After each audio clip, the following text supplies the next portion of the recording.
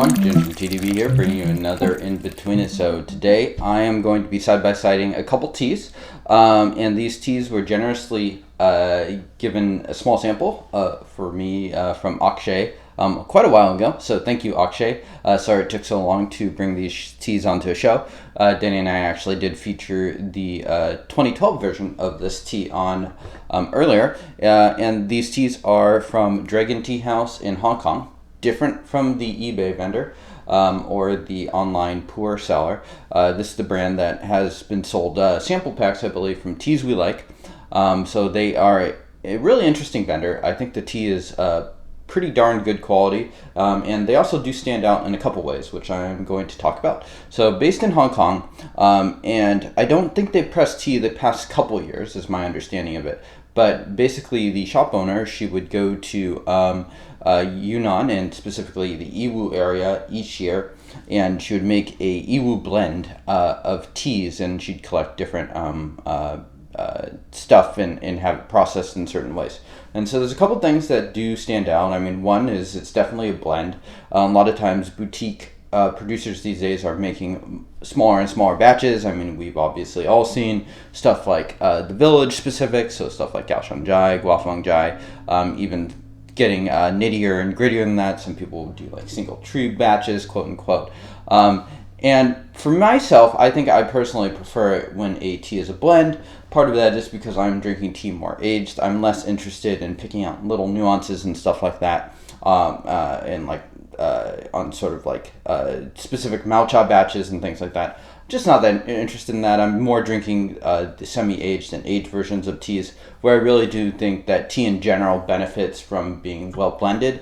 So that makes this brand automatically somewhat interesting. A couple other things to it is the tea is also processed a little different. I think it pretty clearly stands out from boutique brands. We're probably familiar with Western boutique brands, but also from ones that are more based in Taiwan. Let's say something like Bian Hao, Chen Yuan Hao, Yangqing Hao.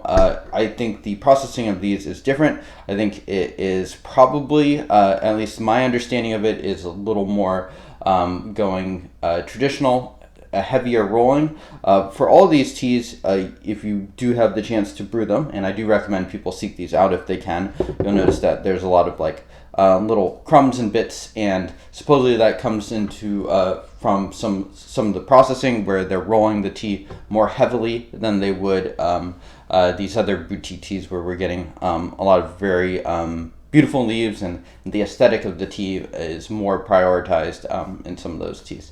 So I really like these teas. I think they're interesting. One thing about them too is even though the tea house is based in Hong Kong, I have recently learned, and I didn't know this at first, is that they do store their tea in Fujian, which I do think is, which is basically just right across the water from Taiwan. And I think Fujian still is a fairly hot and humid place, but maybe not quite to the extent of Hong Kong. Storage is also pretty, well, it's not, it's definitely dry stored.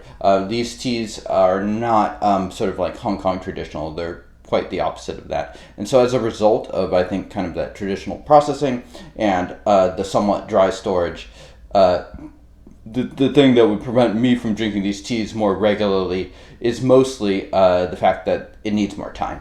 I think for me, these teas, I don't know how long they would need, but a little bit longer than the samples that I have here. So I have a 2014 that we'll have, and a 2009 here, and I've had the 2006 version fairly recently as well. And that tea is definitely getting more into that part where I can start to drink it, but even that tea would definitely benefit from another quite a bit more time. So yeah, that's a little bit on the brand of Dragon Tea House. And again, thank you to Akshay.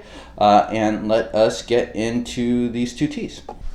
All right, so I have made 2014 here on my left and 2009 here on my right. One quick thing I also wanted to add to is that these teas really do challenge sort of the assertions. Like Denny, oftentimes when we're drinking teas, talks about Yiwu teas as if he likes them younger. I don't necessarily totally agree with Denny on that point. I like older Yiwu teas personally. But I do understand where he's coming from, especially for some boutique brands, or especially when they get to sort of micro batches. I feel like these teas really do challenge that assertion that Yiwu needs to be consumed new. Yeah, I think these are very clearly teas that are aging pretty well and benefit significantly from age. Okay, so as we might expect, the 2009 is brewing a little bit darker than the 2014. Sorry, I have no visual, but we'll cycle through. We'll do a couple more steeps. So again, steep number 2 here, using about 4 grams per 70 milliliters here, which is a little bit lighter than I normally do. Mostly that's because this is strong tea. I'm doing a side-by-side comparison, so I do not want to get just totally messed up by the tea today, because these are nice teas and I plan to drink them for the rest of the day. So cheers, 2014.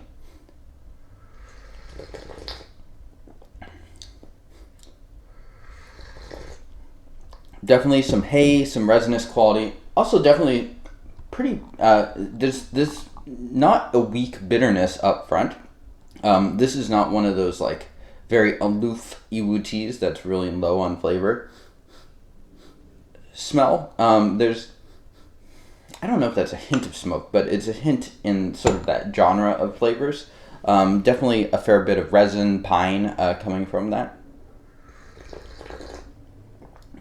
It's not as soft as something like a Bian Hao, like maybe a stereotypical Yiwu region like Mahe would be. Okay, and let's also take a smell of the 2009. Definitely darker. It's also quite woody. The woody notes are definitely sort of in that darker vein. It's definitely, I mean, I guess we're looking at 7 years versus 12 years here. You know, there's also a good chance that the blending changes depending on the matcha available. So I would not take it as a given that these are exactly the same material. We can assume that maybe the owner of Dragon Tea House would try to select, would have a personal preference for what she likes to choose, and the processing obviously would probably be pretty similar. But I wouldn't take it as a given that it's exactly the same material year in and year out. So there's a bitterness. There's also definitely kind of a sweet aftertaste that comes. I'd say the body is about medium. Definitely significant. Yeah, there's a nice sort of back of the mouth, top of the throat sweetness coming to this. Things like the aftertaste can get a little tricky to evaluate just because we're side-by-siding. So I'm trying to let that develop a little bit before I go to the 2009. All right. Cheers.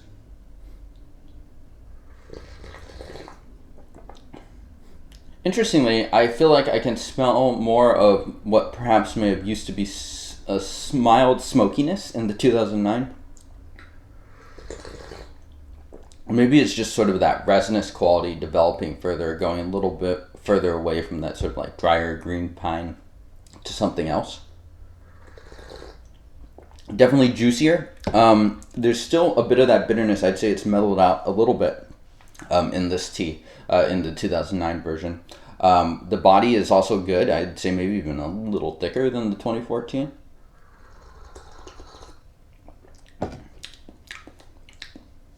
Yeah, still definitely has that astringency, but they're both chased by a pretty nice aftertaste. What lingers in the mouth is not sort of that acrid bitterness, but it's good stuff. It's sweet, and I like it. Yeah, ooh, these pack a punch to it. Bit mouth watering after those 2 steeps. I'm gonna do another one on camera. We'll see how many steeps I get to. I might do 3. I might do I might do 1 more. I might do 2 more. Probably 2 more is better. Okay, so reboiled.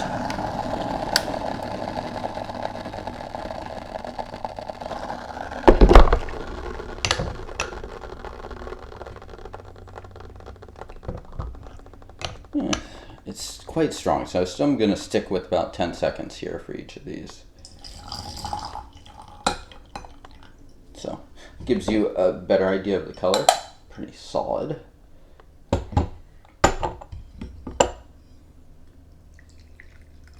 So I'm not sure what is currently available for teas we like, but I do know that they are fans of the brand. I think Marshallin has also talked about them. I think he's the one that really should be credited for popularizing them. So shout outs to all of those people bringing greater access to teas like this. And hopefully it is a good for the shop owners too, because I think they have done some good and interesting work. All right, so trying to keep those steep times about even. So brewing a little darker, I can tell the difference too. And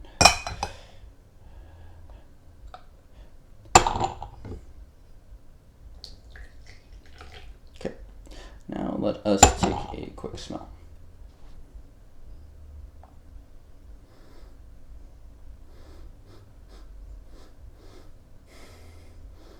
"2014 smells really young." It smells very borderline for a in terms of age of a tea I would choose to drink.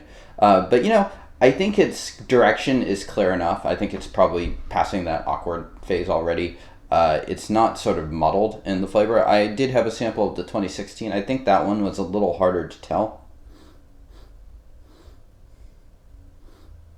It's interesting. It's much darker, the aroma coming from this one. I'd say the 2014 aroma is a little more intense, but I don't consider that necessarily a negative for the 2009.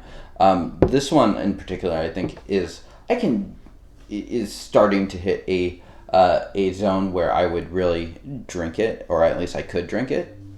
2014 is still definitely a bit young for my own preferences. Cheers.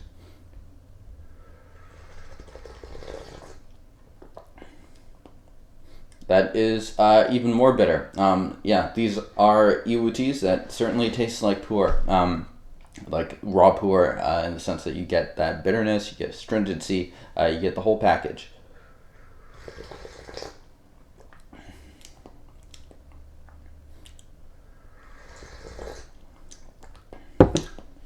Yeah. So yeah, really do recommend people check these out. I think it's a really good contrast to make versus tea that is frankly just way more common, that especially comes out of Mangla County, the Yiwu area.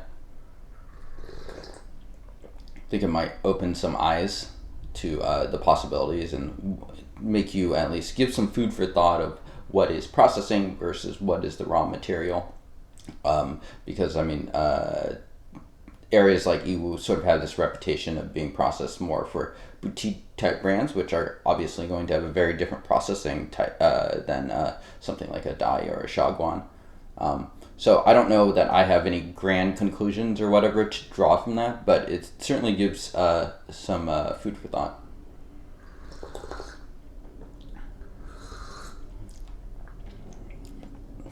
That's strong. Maybe a little bit of some just like tangy fruit to that tea. What I really like about all of them, and especially the 2014, I think it's further emphasized just because it is a little strong to drink now, especially with bitterness and astringency, is that the aftertaste is always consistently pretty good on these teas.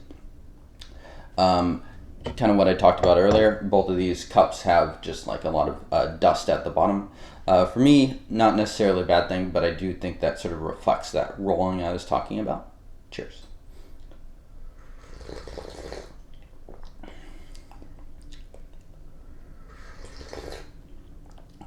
Still pretty sharp, woody, has definitely not quite as much a greenness and dryness to it.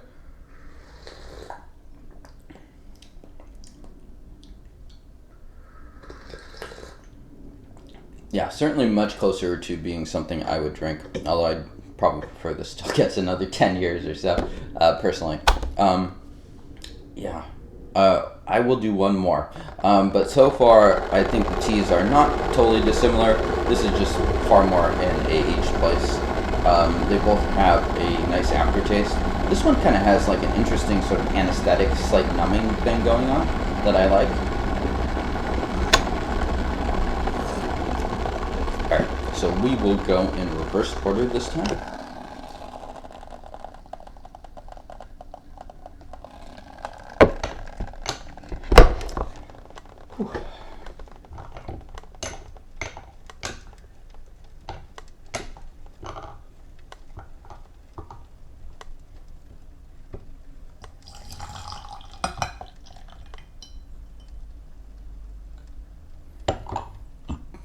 I could use separate chais. Whatever, I'm lazy. I don't think it makes obviously a small difference, but I don't think it's going to be a make or break in this session.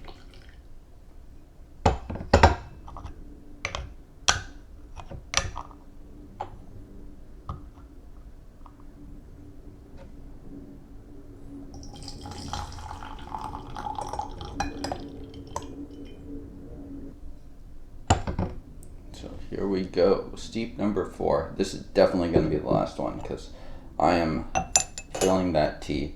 Somatics and like chachi, hard to measure in something like this when you're doing side by side. Not even going to really talk about it, but I am feeling quite energized by these teas, I will say. Cheers.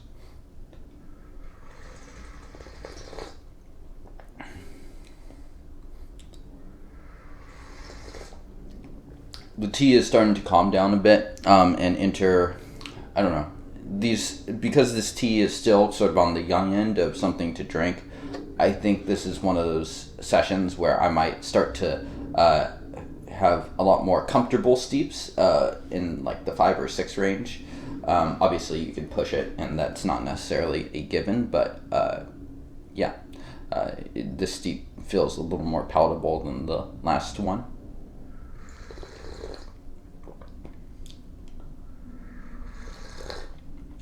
Just starting to soften up a little bit, less of that bite up front. Quite tasty. Yeah, and it's really interesting to have these teas side by side just to see how some of these characteristics evolve, especially that sort of like resinous, mineral-y characteristics.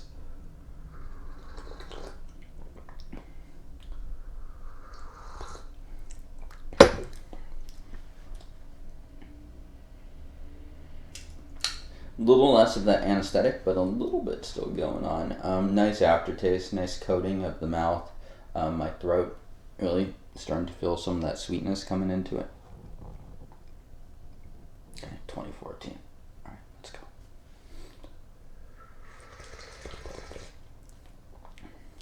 go. Oh, that is still strong, I gotta say.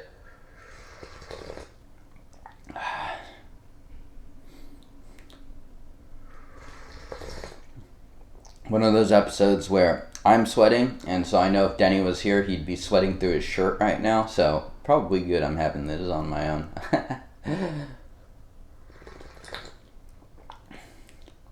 So this is also simplifying a bit.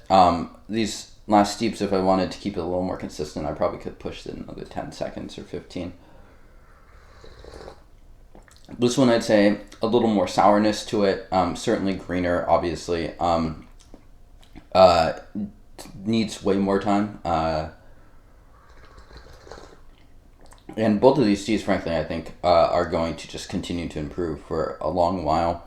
I don't know these teas quite as well as most teas I give ratings to, but for the sake of helping people and trying to,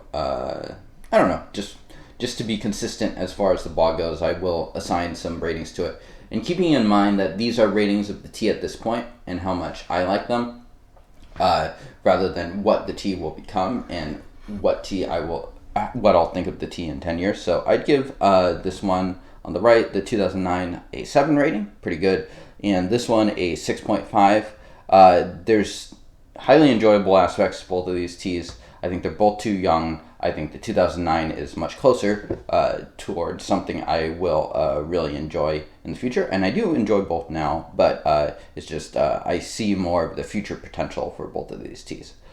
Okay, well, hopefully you enjoyed this episode and it wasn't too long. Let me know if you've tried these teas and what you have thought of them. I will see you all next time. Cheers.